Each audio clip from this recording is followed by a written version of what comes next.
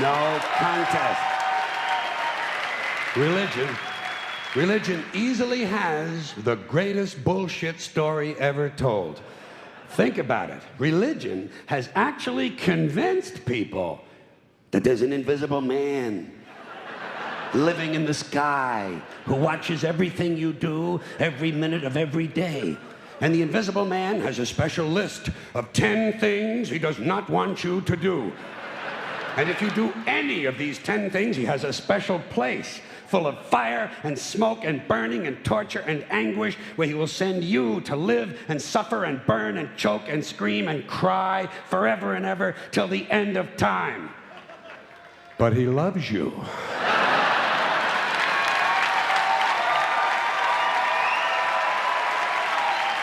He loves you. He loves you and he needs money. He always needs money. He's all powerful, all perfect, all knowing, and all wise. Somehow, just can't handle money. Religion takes in billions of dollars, they pay no taxes, and they always need a little more. Now, you talk about a good bullshit story. Holy shit.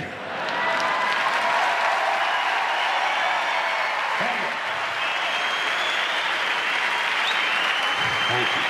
But, thank you. Thank you very much. But I want you to know something. This is sincere. I want you to know, when it comes to believing in God, I really tried. I really tried. I tried to believe that there is a God who created each of us in his own image and likeness, loves us very much, and keeps a close eye on things. I really tried to believe that, but I gotta tell you, the longer you live, the more you look around, the more you realize something is fucked up. Something is wrong here. War, disease, death, destruction, hunger, filth, poverty, torture, crime, corruption, and the ice-capades.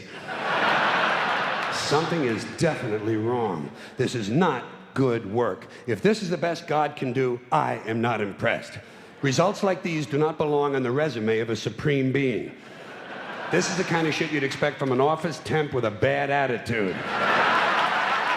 And just between you and me, in any decently run universe, this guy would have been out on his all-powerful ass a long time ago. And by the way, I say this guy because I firmly believe, looking at these results, that if there is a God, it has to be a man. No woman could or would ever fuck things up like this.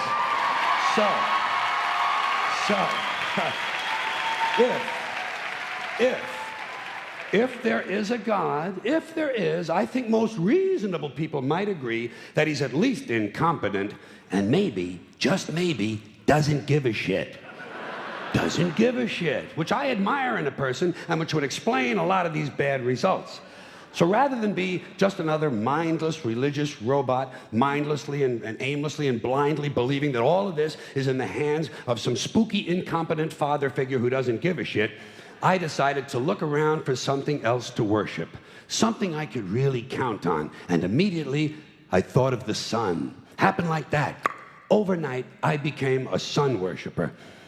Well, not overnight, you can't see the sun at night. But first thing the next morning, I became a sun worshiper. Several reasons. First of all, I can see the sun, okay? Yeah. Unlike some other gods I could mention, I can actually see the sun. I'm big on that. If I can see something, I don't know, kind of helps the credibility along, you know? So every day I can see the sun as it gives me everything I need: heat, light, food, flowers in the park, reflections on the lake, an occasional skin cancer, but hey, at least there are no crucifixions, and we're not setting people on fire simply because they don't agree with us. Sun worship is fairly simple. There's no mystery, no miracles, no pageantry, no one asks for money, there are no songs to learn, and we don't have a special building where we all gather once a week to compare clothing. And the best thing about the sun, it never tells me I'm unworthy. Doesn't tell me I'm a bad person who needs to be saved. Hadn't said an unkind word. Treats me fine. So I worship the sun. But I don't pray to the sun. Know why?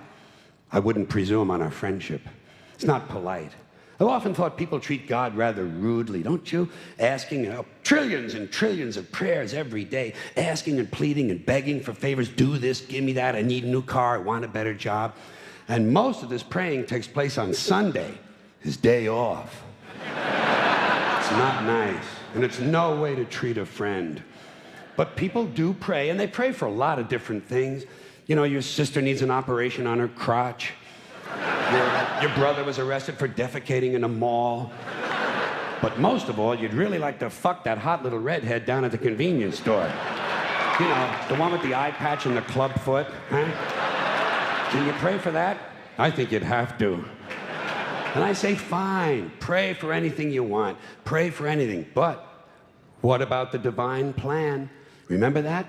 The divine plan. Long time ago, God made a divine plan. Gave it a lot of thought, decided it was a good plan, put it into practice. And for billions and billions of years, the divine plan has been doing just fine. Now you come along and pray for something. Well, suppose the thing you want isn't in God's divine plan. What do you want him to do? Change his plan? Just for you? Doesn't it seem a little arrogant? It's a divine plan. What's the use of being God if every rundown schmuck with a $2 prayer book can come along and fuck up your plan? And here's something else, another problem you might have. Suppose your prayers aren't answered. What do you say? Well, it's God's will. Thy will be done. Fine, but if it's God's will and he's going to do what he wants to anyway, why the fuck bother praying in the first place?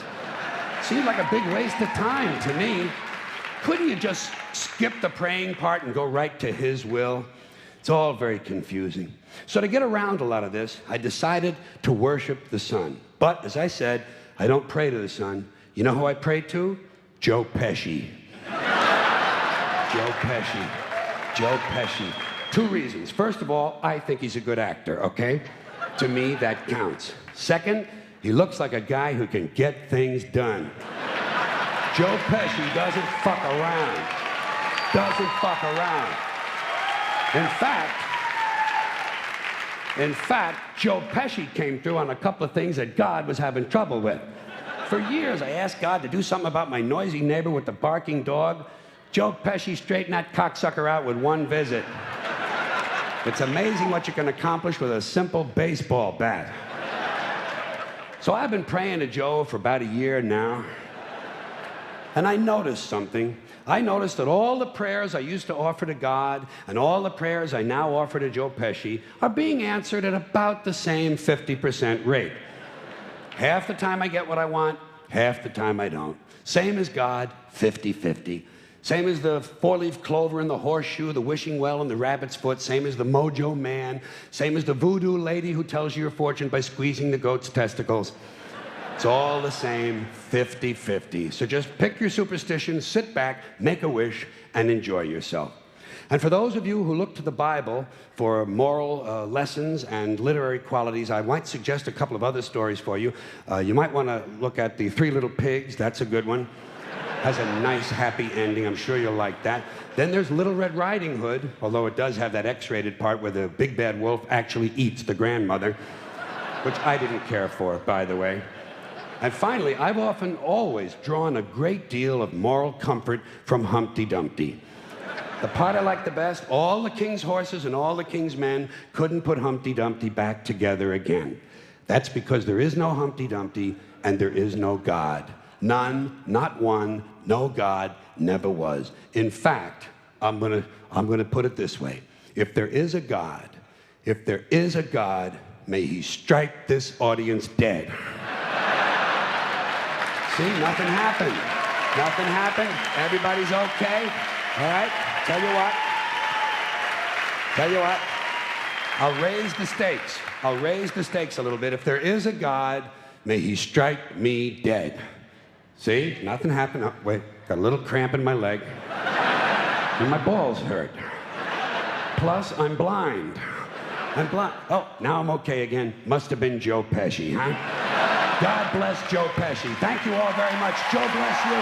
Thank you very much. I appreciate it.